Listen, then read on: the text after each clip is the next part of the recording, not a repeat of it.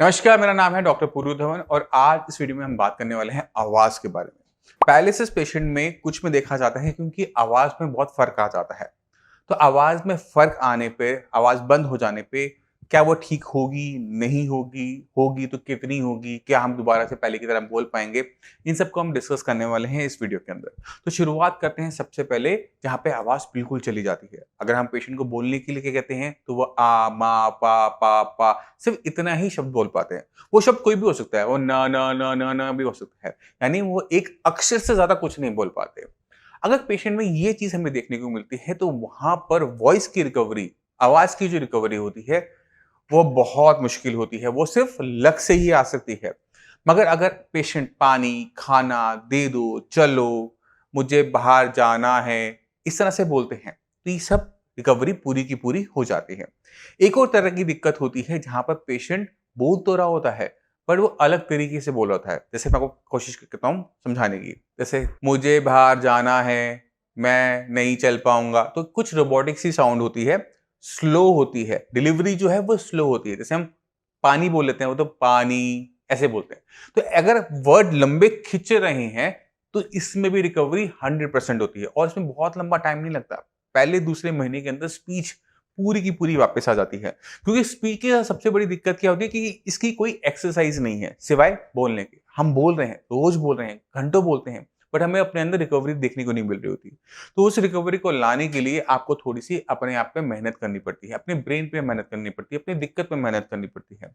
Brain के अंदर clot आया था, नस फटी थी, उससे ब्रेन का वो हिस्सा जो आपकी आवाज को कंट्रोल करता था वो नुकसान में है। नुकसान की वजह से आपको कम ब्रेन की पावर मिलती है इस स्पीच को प्रोसेस करने में, जिसकी वजह से हमारे स्पीच में फर्क आ जाता है, वेरिएशन आ जाता है। अगर हमने अपनी स्पीच को वापस लेकर आना है तो हमें ब्रेन के अंदर हुई नुकसान की कहीं ना कहीं भरपाई करनी पड़ेगी। वो वाला जो ब्रेन का हिस्सा है अगर वो डेड है तो वो रिकवर नहीं करेगा, मगर बाकी जो हिस्सा है जो आपको बोलने बुलवा रहा है, अगर वो और डेवलप हो जाता है और बेटर हो जाता है तो आपकी स्पीच बेटर तरीके से आएगी, साफ आएगी।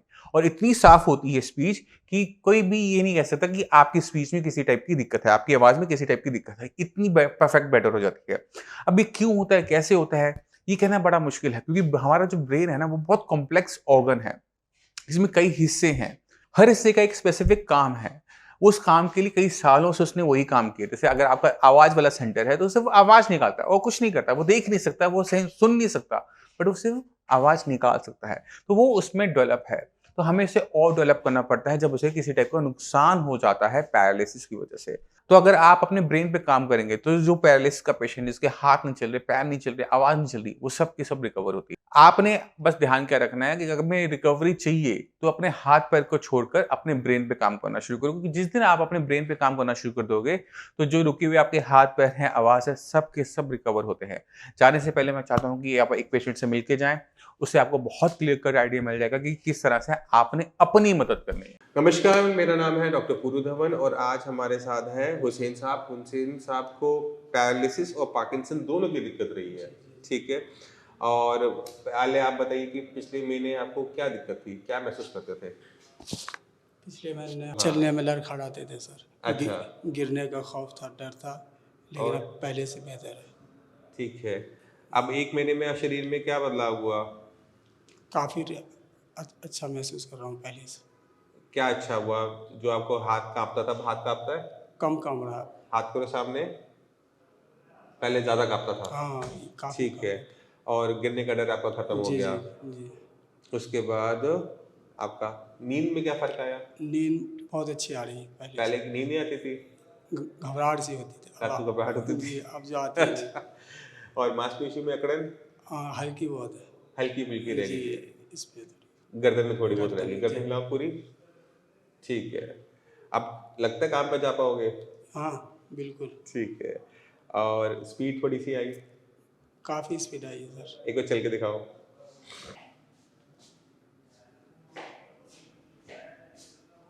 चलते समय अभी भी हाथ काँप रहा है? ठीक है।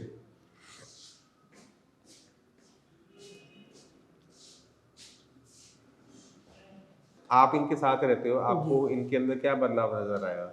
जी सही आया थोड़ा बहुत, पहले से यानी कि बहुत सही आया है। अच्छा।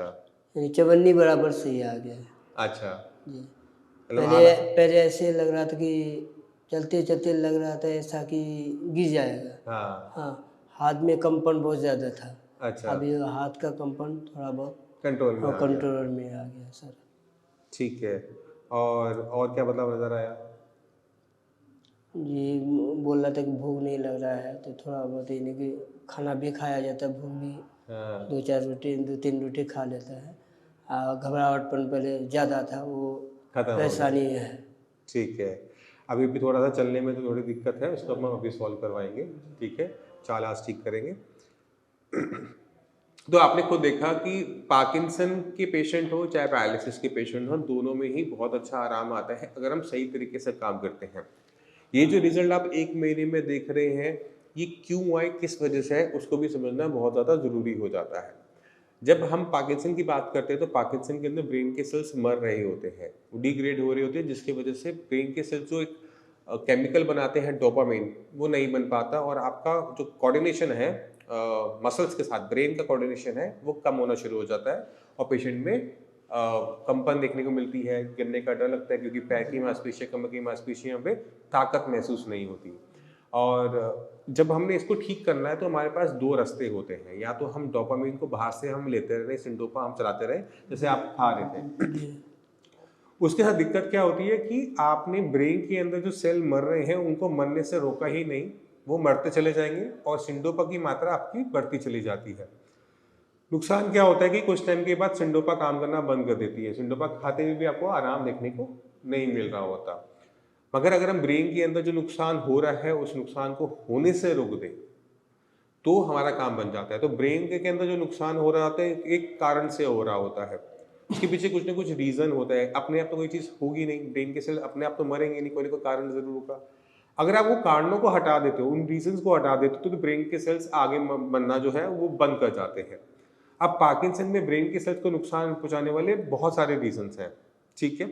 कुछ को हम कंट्रोल कर सकते हैं, कुछ को हम कंट्रोल नहीं कर सकते। तो हम क्या देखते हैं, जो हमारे कंट्रोल में आने वाली चीज़ें हैं अगर हम उनको कंट्रोल कर लेते हैं तो पेशेंट में बहुत तेज़ी से हमें चेंजेस देखने को मिलते हैं, जैसे हमें हुसैन साहब के साथ देखने को मिला।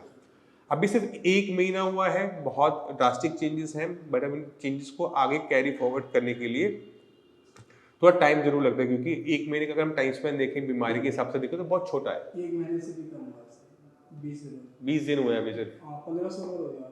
अच्छा, तो अभी घर जा रहे हो क्या? जी घर तभी दवाई लेने आए हो? जी इसीलिए आ गए। चलो, अब हम थोड़ा सा आपको ट्रेनिंग करते हैं, क्योंकि आप जो गिरने का आपको डर लगता है वो एक कारण से लगता है कि आप आगे की तरफ झुक के चलते हो। अगर आप आगे की तरफ झुक के चलोगे ना तो हमेशा आपको गिरने का डर बना रहेगा। तो एक बार आप खड़े हो जाओ, नीचे रखो, ढीले छोड़ो, हाँ चलो। शरीर को देखो, आप आगे के हल्की तरफ झुकते हो, ये झुकना नहीं है, ये सीधे रहना है पीछे की तरफ, ठीक है।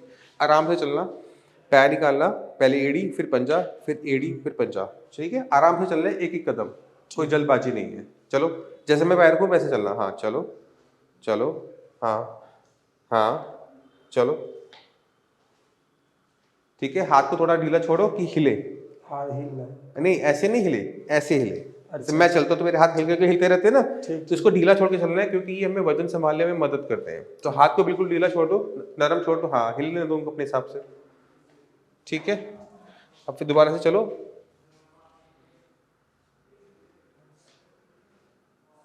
ठीक है। बॉडी को आप थोड़ा सा स्टिफ कर रहे हो क्योंकि मांसपेशियां अभी थोड़ी सी अकड़ी हुई है, थोड़ी सी अकड़न खत्म होगी, आपकी चाल ठीक हो जाएगी, ठीक है। तो आपने खुद देखा कि छोटी छोटी चीजें होती हैं, हमने ध्यान देना होता है कि हम पैर किस तरह से रख रहे हैं। अगर हम पैर को इस तरह से रखेंगे तो चाल अलग अलग है, अगर हम इस तरह से रखेंगे तो चाल हमारी बदल जाती है। तो अक्सर पेशेंट को डर कब लगता है, जब वो आगे की तरफ झुक के चल रहा होता है, जी जी जी।